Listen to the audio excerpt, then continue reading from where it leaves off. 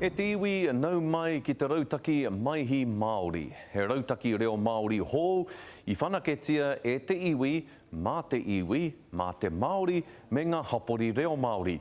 I huri a Te Mātāwai I te motu ki te rapu I ngā whakaaro o te iwi. Ka puta ko te Maihi Māori. Ko tā Te Mātāwai he arahi I te whakatinanahia o te Maihi Māori. I runga I tana mahitahi ki te iwi, ki te Māori me ngā hapori reo Māori. Ko ngā kaupapa ka arahina e ia ko te taha haumi me te taha rangahau. Ko te kōrero I te reo Māori I o tātou kāinga me a tātou hapori kei te iho o te wawata mo te rautaki nei. Arā, kia whakarauoratia tō tātou reo, hei reo ūkaipō. Arā, kia ūkaipō no te reo. E rua ngā whāinga heke, ngā whāinga matua, e arotahi ana ki te whakarauoratanga o te reo Māori I o tātou kāinga. Ko te tuakiri me te whakatupuranga, ngā āhuatanga nui, e whakatenatena ana I a tātou ki te kōrero I tō tātou reo, I te kāinga me te hapori. He whāinga maia no wā tātou, ko ngā whāinga rongo maioro ērā. Ko tā ēnei he tautoko I te wawata me ngā putanga o te reo, ka mutu ka whāia ēnei I ngā tau 20 neke atu e takoto mai ana.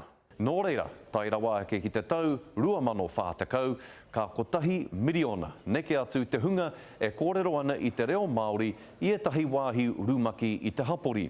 Tai rawa anō ki te tau 2040, kua noho mai anō te reo Māori hei reo ūkaipō, mo tētahi 25 ōrau o ngā tamariki Māori, mai te whānautanga mai ki te whitu tau. Ko te ara whakatutuki I ngā whāinga maia, ngā putanga e rua me ngā wawata mo te reo, ka whakarahia ake ngā wāhi urumaki I te hapori. E ako ai tātou ki te whakauru haere I te reo Māori ki ngā mahi katoa o ia rā. Mā te whakatakoto mahere whakarauora reo, mā te hanga taia o rumaki ki te reo, e tāia I tēnei. Hioi e mohiona tātou kāre e orite ana te whai a tēnā ki te reo Māori. He rereke anō hoki te āhua o te ako a tēnā. He māramatanga kē tō tēnā mo te reo. E whakai ana te Maihi Māori ki tēnei. Nō reira e manakitia ai te whai a te katoa I te reo, me rereke anō ngā ara ki te reo. I konei kua kōrero hia etahi pou e toru. Ko ngā pou nei e tohu ana I ngā tū wā oma ka takahia e manakitia ai te katoa. Tuatahi ko te pou ka iāwha. E tau hou ana hau ki te kōrero I te reo Māori. Ka mutu, kāre au e tino mōhio me pēhea te whai wāhi atu. Tuarua ko te pou toko manawa. E ahua mōhio tonu ana hau ki te kōrero Māori, engari e kimi tautoko ana hau, kia pakari haere tonu taku reo. Tuatoru ko te pou tuarongo. E kōrero ana hau I te reo I ngā kawenga katoa o ia rā.